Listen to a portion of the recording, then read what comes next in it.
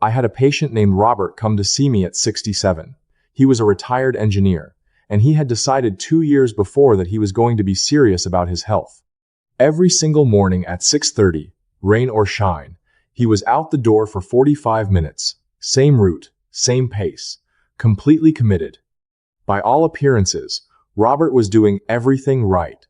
And yet, about 18 months into this routine, his right knee started to ache. Then his lower back started stiffening. Then, he came home from walks, more exhausted than when he left. He was doing the healthiest thing he could think of, and his body was responding by slowly breaking down. When I watched Robert walk, I saw the problem immediately. His posture was collapsed forward. His foot was rolling inward with each step. His shoes were 3 years old. His warm-up didn't exist. Robert had been unknowingly walking in a way that was quietly destroying his joints while he believed he was protecting them. If you walk regularly, maybe 30 minutes a day, and you still have knee pain, stiffness in your lower back, or chronic fatigue, by the time this video ends, you will know exactly what is causing it and what to change starting on your very next walk.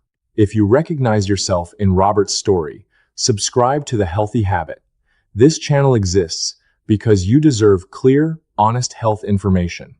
Turn on notifications so you never miss a video like this one. I'm Dr. Gerard Mark, and I have watched hundreds of people unknowingly transform a healthy habit into a source of joint damage simply because nobody ever showed them how their body actually needs to move at this stage of life. After 50, your body undergoes specific changes. Your muscles begin to lose mass, roughly 1 to 2% per year. Your cartilage becomes thinner and more vulnerable. The fat pads on the soles of your feet thin out. Your balance and spatial awareness shift. Walking is genuinely one of the best responses your body can receive at this age.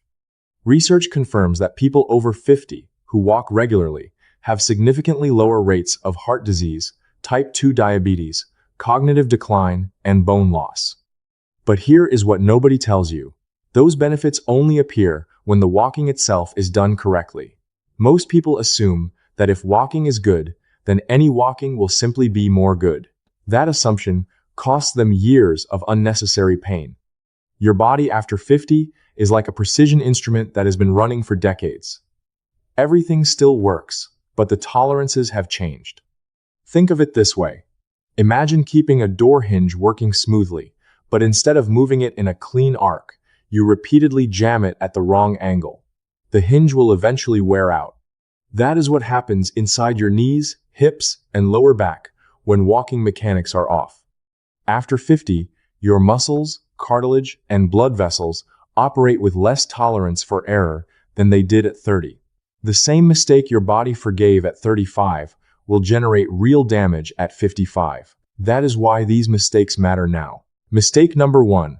You start your walk at full intensity. This costs you nothing to fix and takes zero additional time, but almost nobody does it, and it is the reason most walkers feel joint pain within the first 10 minutes. Here is what happens when you immediately demand full effort. Your muscles are cold. Cold muscle fibers are less elastic, which means higher risk of micro tears, tiny rips that accumulate over time and produce chronic pain. Your joints are not yet lubricated. Synovial fluid needs a few minutes of slow movement to spread evenly and create a protective film across your cartilage. Start fast and your cartilage runs dry. Your cardiovascular system has not yet adapted. When intensity rises too fast, heart rate and blood pressure spike more sharply than necessary. Research consistently shows that a 5-minute slow warm-up before walking reduces reported joint pain significantly and costs you nothing but the willingness to start slower. Here is what I want you to do tonight. Spend the first 5 minutes of every walk moving slowly, almost leisurely. After 5 minutes, your joints are lubricated, your muscles are warm, and your heart has settled.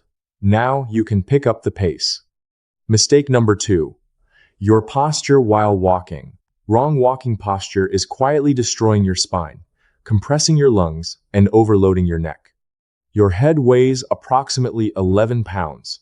When it sits directly over your spine, your neck carries exactly that load. But when your head shifts forward by just 1 to 1.5 inches, the load on your cervical spine triples. At 2 inches forward, it quadruples. That means instead of carrying 11 pounds, you are asking your neck muscles to hold 45 to 55 pounds continuously throughout your walk. Walk like that for 30 minutes, and you generate chronic muscle tension in the neck, shoulders, and base of your skull. But the second consequence hits your lungs. When your chest is compressed and your shoulders are rolled forward, your diaphragm cannot fully descend. Your lungs cannot fully expand. You breathe shallow, using only the top portion of your chest. Your body receives less oxygen than it needs. You walk for 30 minutes and feel exhausted. People blame this on age or fitness. The real culprit is posture. Clinical evidence consistently shows that postural correction alone increases oxygen availability by 15 to 20% during the same physical activity. Here is what I want you to do right now. Stand up. Picture a thin thread attached to the top of your head, gently pulling you upward. Shoulders relaxed, drawn slightly back, eyes forward on the horizon. Chest open. Hold that position. Memorize that feeling. This is what walking posture feels like. Every time you step out the door, reproduce this position. Robert changed nothing else but his posture, and his exhaustion after walks disappeared within 4 walks. Before I continue, tell me in the comments, when you stood up and corrected your posture, what did you notice? Did your chest suddenly open up? I read every single comment personally. Mistake number 3. Your shoes are wrong or too old. Worn-out shoes or shoes without proper support are quietly accelerating joint damage. And most people have no idea their footwear is the source of their pain. 2 things happen with age that make footwear critical. First, the fat pads on the soles of your feet thin out significantly after 50. Your shoes must now absorb impact that your feet used to handle on their own. Second, the muscles and ligaments of your foot weaken, and the arch can begin to collapse. This changes the entire load angle on your knee and shifts the axis of your hip joint. Think of your shoe as the foundation of a house. If the foundation is compromised, everything built on top of it operates at the wrong angle and deteriorates faster. What you need is adequate cushioning in both the heel and forefoot, soft enough to absorb impact but firm enough to provide support. Second, genuine arch support that follows the natural shape of your foot. Third, a flexible sole in the front portion where your foot naturally bends.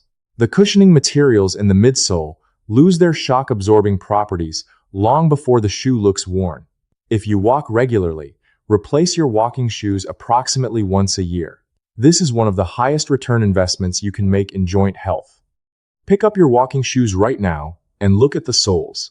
If they are unevenly worn, or if you have been walking in them for more than a year, it is time to replace them. Mistake number 4. You walk long once a week instead of short multiple times. This pattern is backwards from what your body actually needs. People are busy during the week, so they take one long walk on the weekend an hour, sometimes 2. Physiologically, this is entirely wrong. Your body does not respond to isolated bursts of activity. It responds to repeated, consistent signals. Every time you walk, your body receives a message. Physical activity is the norm. This is called training adaptation, and it only occurs with repeated signals. 1 walk per week is too weak a signal. The body never adapts. Worse, a single long walk after several days of rest is a stress event for unprepared muscles. They are cold, unadapted, and on the following day they hurt. Research confirms that 20 to 30 minutes of walking on most days of the week, 5 to 6 days per week, is the minimum effective dose for your cardiovascular system. If you currently walk once a week, start with 3 times. Not necessarily 20 minutes. Start with 10. After 2 weeks, add 5 more minutes. Your body adapts to what repeats, only to what repeats. Mistake number 5. Your arms are motionless while you walk. Static arms strip away a significant portion of walking's benefits and quietly damage your lower back. Walking is a whole-body, cross-pattern movement. When your left leg steps forward, your right arm swings forward naturally. This pattern is hardwired into your nervous system. When your arms do not move, your spine must compensate by over-rotating in the lower back region. For people who already have lower back issues, this can trigger real pain. Additionally, arm movement recruits the muscles of your shoulders, chest, and upper back. A walk with proper arm movement activates significantly more total muscle mass than a walk with static arms. The exact same distance walked with proper arm swing delivers a measurably stronger physiological benefit. Bend your elbows slightly, roughly 90 degrees. Allow them to swing forward and back in natural rhythm, opposite to your leg movement. After a few walks, you will feel the difference immediately. Mistake number 6. You walk while looking at your phone. Walking with your phone in your hands is quietly destroying your posture, eliminating your balance protection, and creating fall risk that most people never connect to their device. When you look at a phone, your head tilts downward. We already established what that does to your cervical spine. The load on your neck muscles increases 3 to 5 times. Everything about poor posture happens, but now it is actively intensified. More seriously, after 50, your vestibular system, your balance, and orientation system in your inner ear begins to operate with slightly less precision. Your brain increasingly relies on visual input to maintain balance while walking. When your eyes are on a screen instead of the path ahead, your brain is deprived of its most critical source of spatial information. A fall after 50 frequently means a fractured wrist, fractured ribs, or most seriously, a hip fracture. A hip fracture in someone over 60 means extended immobilization, surgery, lengthy rehabilitation, and often permanent loss of independence. The prevention is simple. Put the phone in your pocket for the entire walk, no exceptions. If you need audio, use earbuds. Let a walk be a walk. Mistake number 7. You do not recover after walking. Skipping recovery after your walk is quietly creating chronic muscle stiffness and preventing your body from actually adapting. Start with water. Muscle tissue is 70 to 75% water. Every biochemical process in muscle happens in an aqueous environment.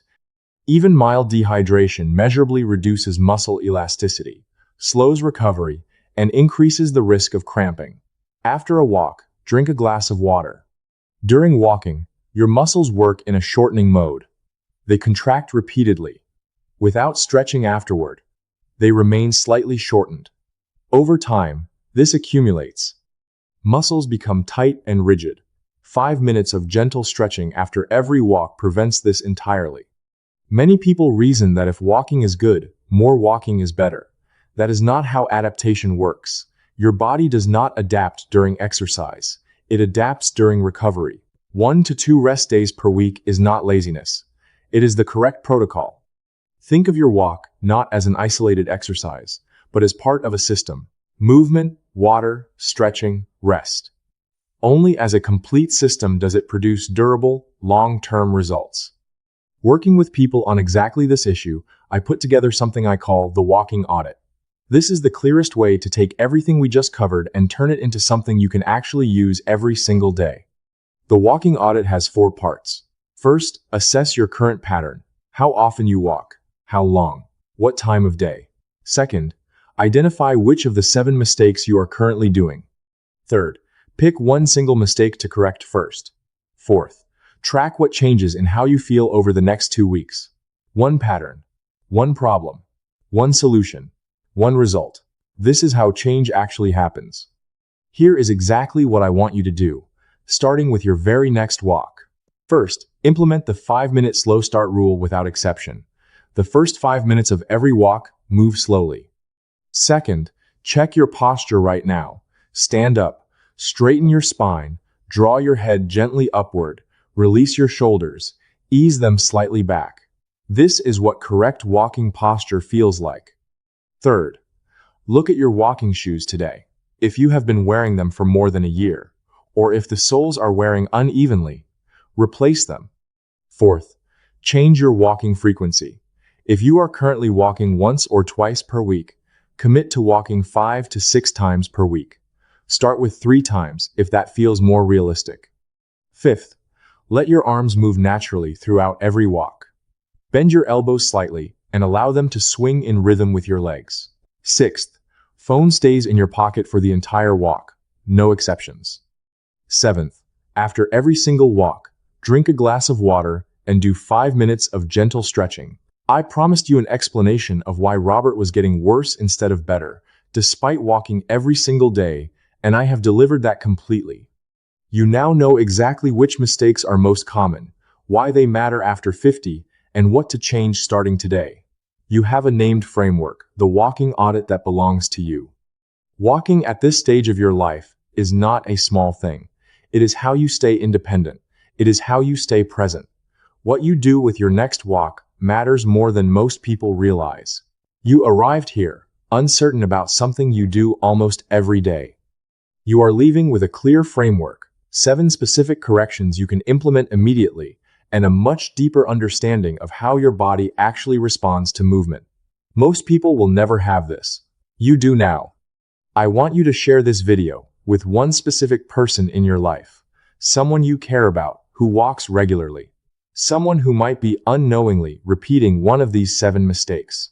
Subscribe to The Healthy Habit and turn on notifications so you never miss videos like this one.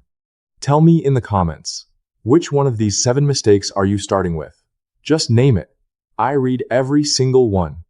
Small habits, done consistently, are the most powerful medicine your body will ever receive. I'm Dr. Gerard Mark. Build one healthy habit today, and I'll see you in the next one. Everything I have shared today is for general informational purposes only, based on published research and clinical observation. It is not a personal diagnosis, and it is not a substitute for care from your own doctor. Please consult your physician or a qualified healthcare provider before making any changes to your medications, diet, supplements, or health routine.